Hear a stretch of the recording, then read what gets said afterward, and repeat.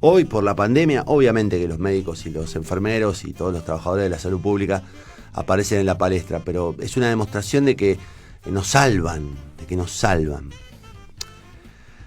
Pero bueno, digo, los docentes, yo no tengo mucho para agregar, no quiero caer en la cuestión testimonial del docente primario, el que me enseñó, ¿no? Prefiero hablar del docente en general y del valor que tiene. Yo digo, en esta pandemia quedó muy claro el lugar que ocupan las prioridades de los gobiernos, ¿no? O de los estados. Porque fueron lanzados a su suerte los docentes.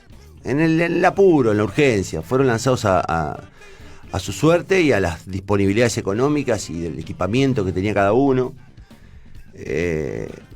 Y yo estaba pensando recién que no pienso hablar solamente del salario, porque el salario es el lugar más común de todos. Los docentes deben cobrar más, está claro. Los salariales es importantísimo, pero no sé si es lo más importante.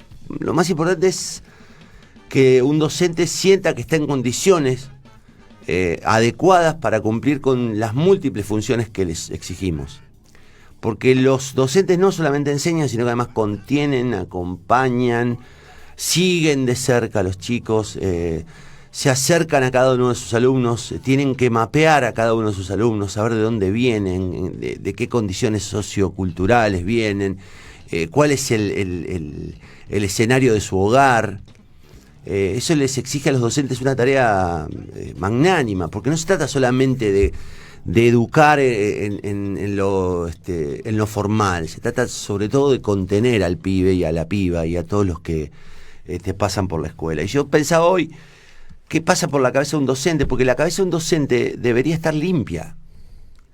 El docente debería ser un ser absolutamente cuidado y el docente debería estar absolutamente equilibrado y a plena disposición de estas funciones que les exigimos. Porque lo contrario implica no poder cumplir con todas esas obligaciones, o enloquecer, o enfermarse, como es tan común lamentablemente en la docencia. Y en este país, como en la gran mayoría de los países subdesarrollados, en los países pobres, en los países con distribución injusta de la riqueza, los docentes están deshonrados. Y esa es una medida central del estado de las cosas. Si querés te doy una frase que también es común. Dime cómo tratas a los docentes y te diré qué clase de país eres. Es, digamos, una frase un poco idiota, pero es de algún modo así. Decime cómo tratas al docente y te diré qué país estás construyendo. El docente, ha demostrado en esta pandemia su compromiso. Porque yo siempre fui crítico de la formación del docente, ¿no? Porque también le exigimos al docente preparación, actualización, pero también pensaba hoy a la mañana que los docentes pueden estar más o menos formados, pero requieren otro elemento que creo que tiene la inmensa mayoría de los docentes, que es la vocación. Porque hay que tener una gran vocación para mantenerse trabajando en un lugar tan inhóspito a veces, tan difícil, tan repleto de burocracia, tan interrumpido en cuanto a sus planes como es una escuela. Yo creo que muchos docentes se sostienen por pura vocación, más allá de su formación. Y eso es muy valioso, muy valioso. Siguen siendo una red inconmensurable de sostenimiento de una sociedad que lamentablemente muestra en sus niveles de violencia esa ausencia de puntos de igualdad. Nunca le han soltado la mano a los chicos en esta pandemia. Eso es un dato muy importante. No le soltaron nunca la mano.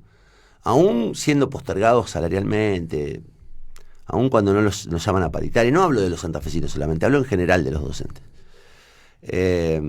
Y sí, la carrera es la docencia es una carrera, es una profesión, pero sobre todo es una vocación y hay que agradecer esa vocación. En cambio los gobiernos quedaron al desnudo. El nacional, el provincial, quedaron al desnudo.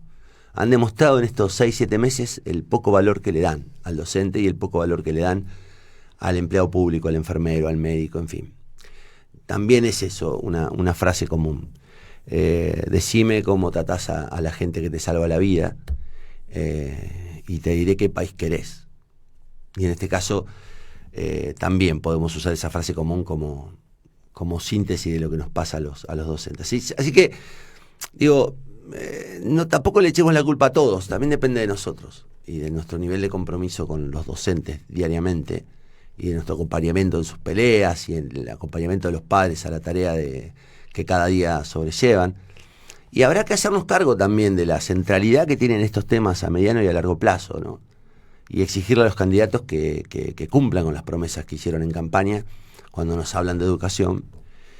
O más, empezar a elegir a aquellos que tengan en la centralidad de sus propuestas a la educación, porque ya eso depende de nosotros. A veces terminamos votando eslogan. Y la educación, pienso yo, y también es un lugar común, esto se va a convertir en una nota que se llama Los docentes y los lugares comunes. La educación es la única herramienta que cuenta la humanidad para transformar de verdad la realidad. No hay otra herramienta más igualitaria, más generosa, más componedora, más unificadora que la educación. Los pueblos donde la educación tiene mucho valor, donde hay mucha carga presupuestaria y hay mucha contención para el docente, son mejores. Y los dirigentes políticos son los que tienen que usar esa herramienta que es la educación. Así que también corresponde que pensemos que nos toca también a nosotros, en cada oportunidad, elegir a gente capacitada con virtudes para manejar esa herramienta que es la educación.